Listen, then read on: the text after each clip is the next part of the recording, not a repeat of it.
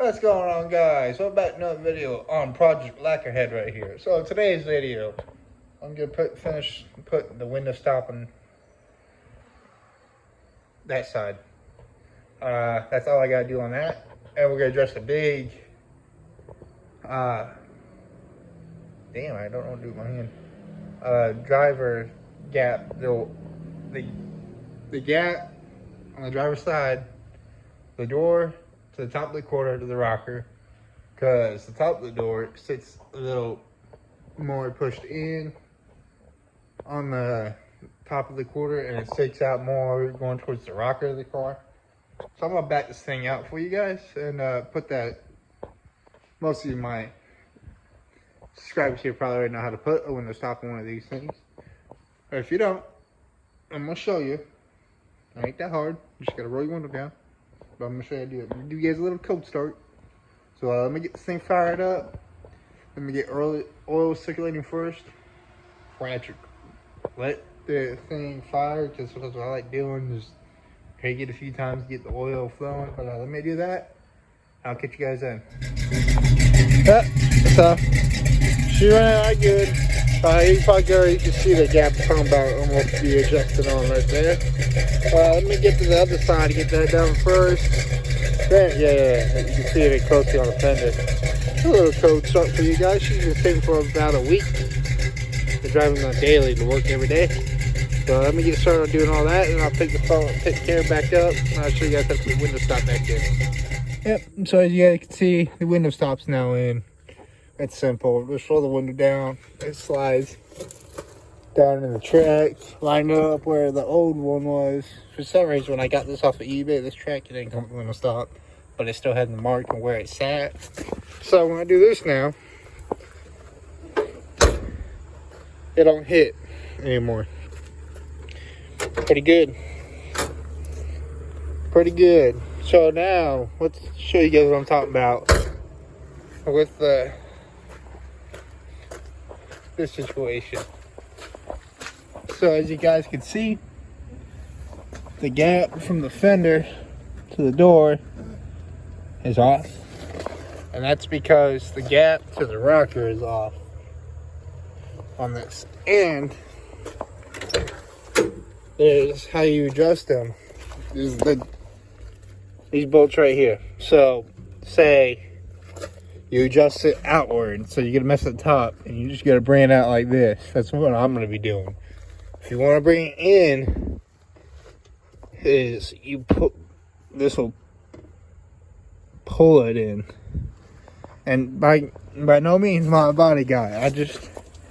They told me what to do and everything, because I'm still learning.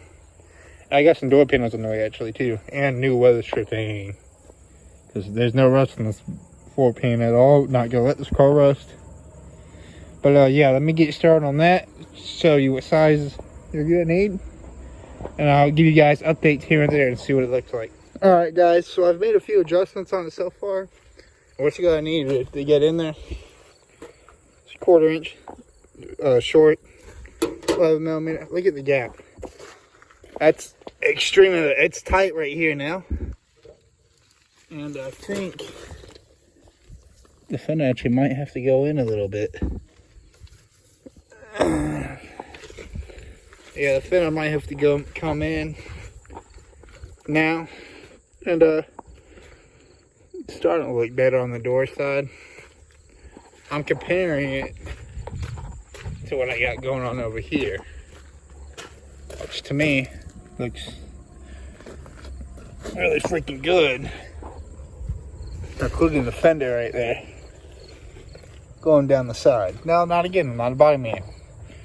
I'm just trying to learn it as I go, and I'm paying someone to paint this car when I get ready for paint. So I'll give you guys an update when I get even a better representation on what that door gap should be. Alright, so here's another adjustment. I brought it out a little more. I'm trying to get it flush, so I gotta bring this in a little more. Bring this top out a little more, because I want that thing to sit pretty. And I gotta work on the fender. I'm gonna talk to the body shop I've been talking to, learn how to do this stuff, on how to adjust that fender inward. Because by no means, like I said, am I a body guy. Nope. Just give you guys another update where the door gap's at and everything. Alright guys, so I think this is the best I'm gonna get it. And everything. So this is actually smoothed out. Like the doors come out more. And everything. And other than that, look at that. Probably could use a little more just I got my room dirty on accident. It's way better than it was. But then again, so I just wanted to show you guys how to adjust a door on 70 through 81 FBody. It could coincide any car basically how to adjust that door and everything. But let's see if the window rolls up and everything, see if it stays the same. But let me tighten it up, roll the window up, see what happens.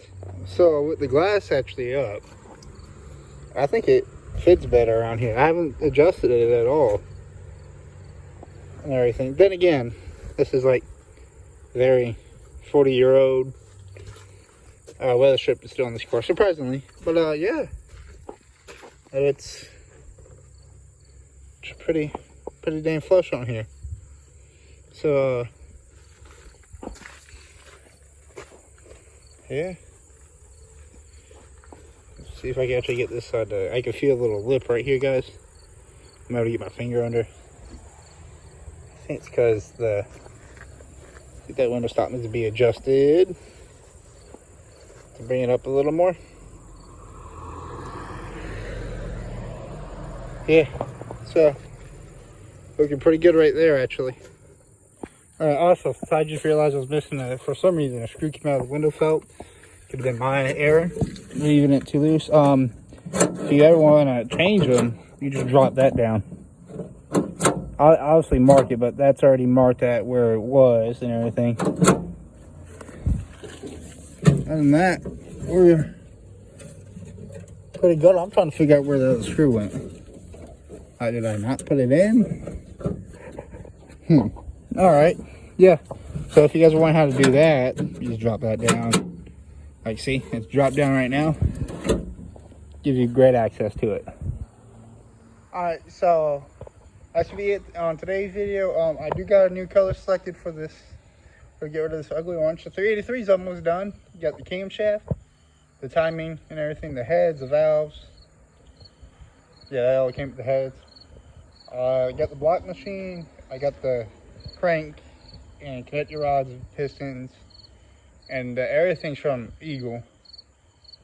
Pretty good company. I got the style connector rods that have the floating bushings on the inside of the connector rod, and it was a forged crank.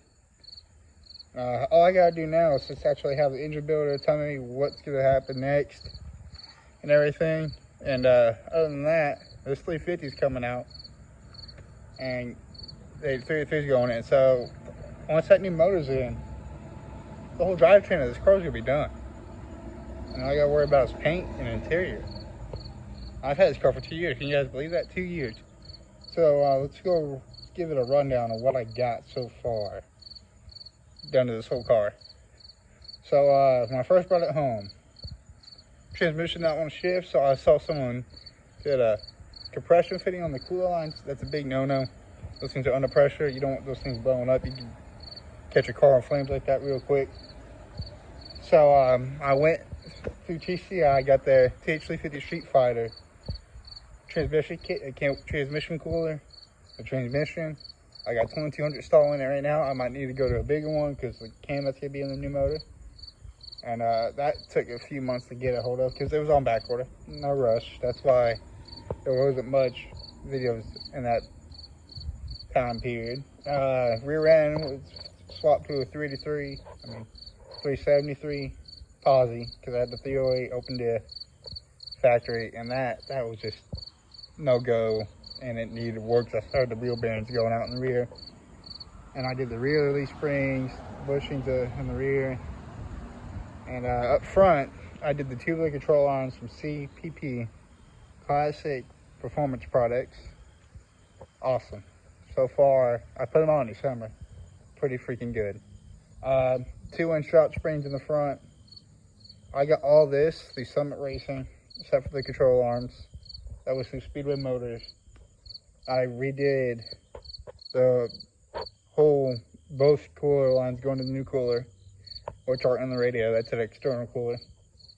And they're from Jags. And on the interior, I put the B&M Mega Shifter in it. My other Camaro has that in it. I love it. Put new carpet down and repaired the console. I found some rear seats. The rear back one, the big back one where your back obviously sits on it, it's gonna need to be recovered. Ain't that bad of a shape though. The seats are Pro Select from Summit Racing. It came with the bracket and everything. That was like around $700 after tax. Pretty freaking good. I had to find the seat belts and everything. So yeah, other than that, once you do motors in, guys, whole drivetrain of this car is gonna be done because I did the brakes all the way around and everything. This thing cruises. Chasing a little vibration here and there. Suspect it's a drive shaft now because there's no play in the tail shaft transmission. There's no play in the yokes and the U-joints at all. Going from the rear end to the transmission. Pinion angle's perfect. And other than that, we're almost done with this build. And I'm not getting rid of it. This could be awesome car when it's done. So make sure you guys like it, subscribe, share, and just be on the lookout for when I pull this 350 out and drop that 383 in and we start hauling ass. I'll catch you guys then.